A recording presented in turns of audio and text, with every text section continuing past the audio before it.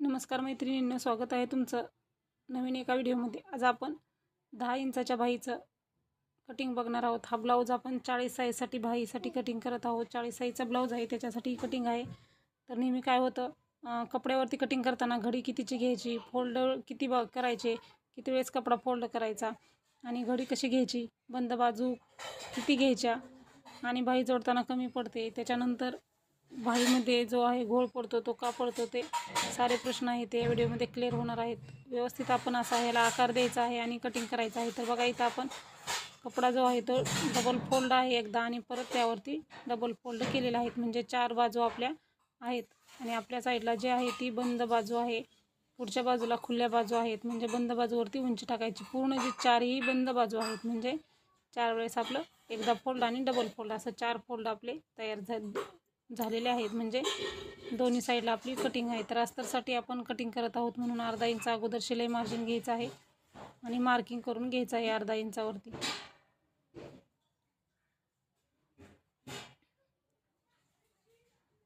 अर्धा इंचावरती मार्किंग केल्याच्या नंतर आपण शिलाई मार्जिन आपण व्यवस्थित असं मार्क करून घ्यायचं आहे।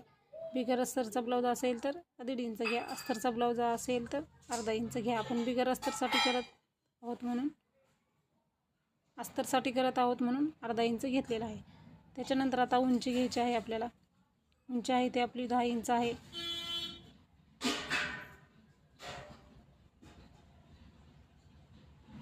10 इंच उंची घेतलेली आहे। तर बघा, आता आपण इकडच्याही साईडला 10 इंचावरती असा बॉक्स तयार करून घ्यायचा आहे।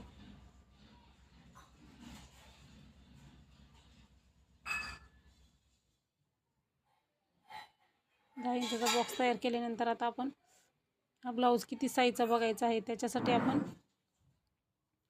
रुंदी घ्यायची आहे, साईजनुसार रुंदी घ्यायची आहे। तर आपला हा ब्लाऊज 40 साईजसाठी आहे, तर बाहीची रुंदी हे आपण 10 इंच घेणार आहोत, म्हणजे छातीचा चौथा भाग येतो 10 इंच 40चा। तर आपण रुंदी आहे ती छातीचा चौथा भाग घेत असतो। 10 इंचावरती आपण मार्क केलेला आहे आणि हे मार्क आहे ते आपण चौकोनी बॉक्स तयार करून घेतलेला आहे।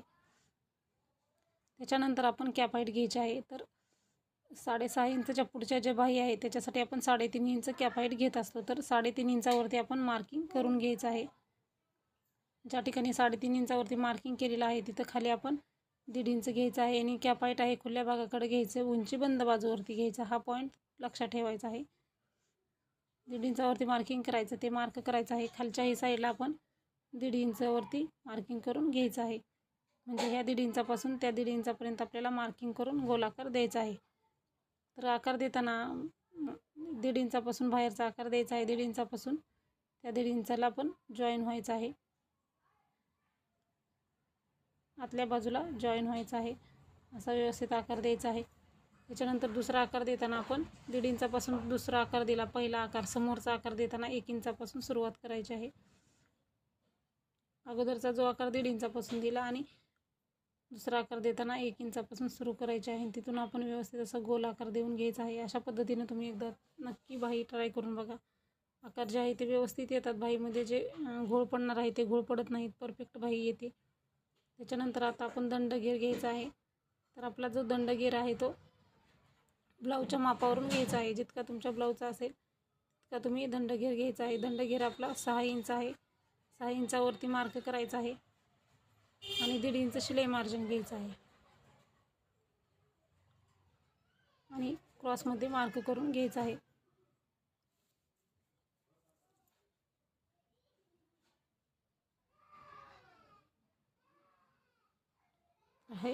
हा भाग दंडगेरचा आणि ते पुढचं जे आहे ते शिलाई मार्जिन आहे। तर आता तिथून पुढचं आहे ते कॅप हाईटपर्यंत क्रॉसमध्ये आपल्याला मार्क करून घ्यायचं आहे, म्हणजे वरचं जे आहे ते आपण अंतर कट करत असतो आणि हे जे आहे आपलं तो दंडगेर आहे, शिलाई मार्जिन, दंडगेरमधलं शिलाई मार्जिन।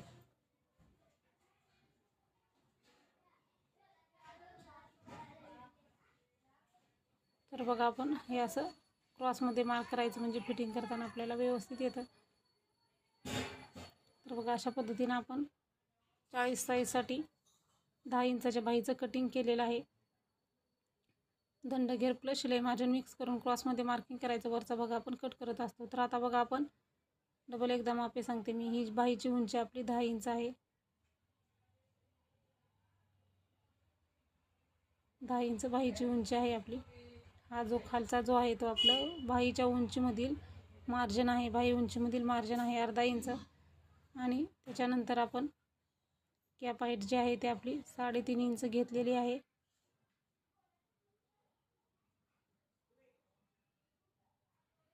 3.5 इंच आपलं कॅप हाईट आहे.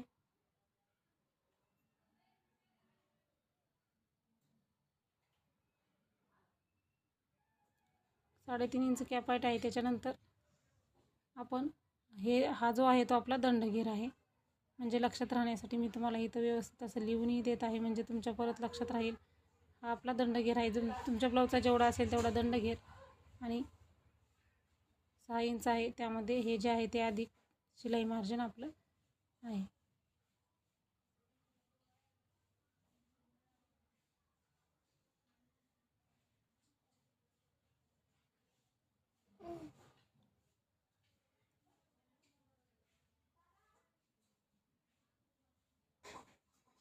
तर बघा अशा पद्धतीनं आपण बाहीचं कटिंग केलेलं आहे. 10 इंचाची बाही आहे 40 साईजसाठी. परफेक्ट असं कटिंग आहे.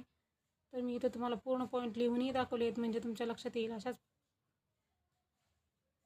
आता आपण हे जे आहे ते कसं कटिंग करायचं ते बघूयात. आता बघा आपलं जे अगोदर आहे ते क्रॉसमध्ये आहे ते कसं कट करायचं आहे. त्याच्यानंतर जे 1.5 इंच शिलाई मार्जिन घेऊन पुढचा जो एक्स्ट्रा भाग आहे तो कट करायचा आहे. त्याच्यानंतर आपण 1.5 इंच जे वरचं अंतर एक्स्ट्राचं कट करायचं. 1.5 इंचापर्यंत कट करायचा आणि बाहेरचा आकार कट करून घ्यायचा आहे.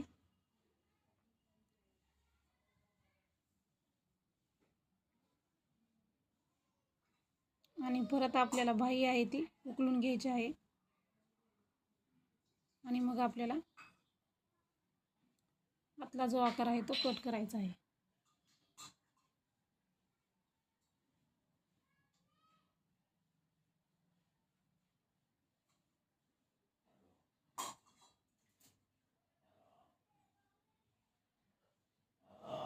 बघू शकता तुम्ही बाहीचा आकार व्यवस्थित आलेला आहे. अशी बाही कटिंग केल्यास बाहीमध्ये घोळ पडत नाही, बिलकुल कमीही पडत नाही. आपली लावताना बाही मध्ये काढून बाही लावायचं. आणि आपण नंतर जो भाग कट केला तो जो आपला आहे तो समोरचा भाग आहे. नेहमी आपण समोरच्या भागावरती असं मार्क करायचं किंवा छोटासा कट मारून घ्यायचा आहे आपल्याला, म्हणजे आपल्या लक्षात येतं की समोरचा भाग आहे. फोलगट बाजू लक्षात येते, पण नवीन शिकताना कन्फ्यूज होतं, म्हणून आपण मार्क करून घ्यायचा आहे किंवा कट मारायचा आहे. बघा खूप सोप्या पद्धतीने मी तुम्हाला 40 साईजच्या ब्लाऊजसाठी 10 इंचाच्या बाहीचं परफेक्ट असं कटिंग दाखवलेलं आहे. तर अशाच प्रकारचे व्हिडिओ बघण्यासाठी सबस्क्राईब केलं नसेल तर सबस्क्राईब करा. व्हिडिओ पूर्ण बघितला आहे तर लाईक करा, शेअर करा. व्हिडिओ पूर्ण बघितल्याबद्दल धन्यवाद.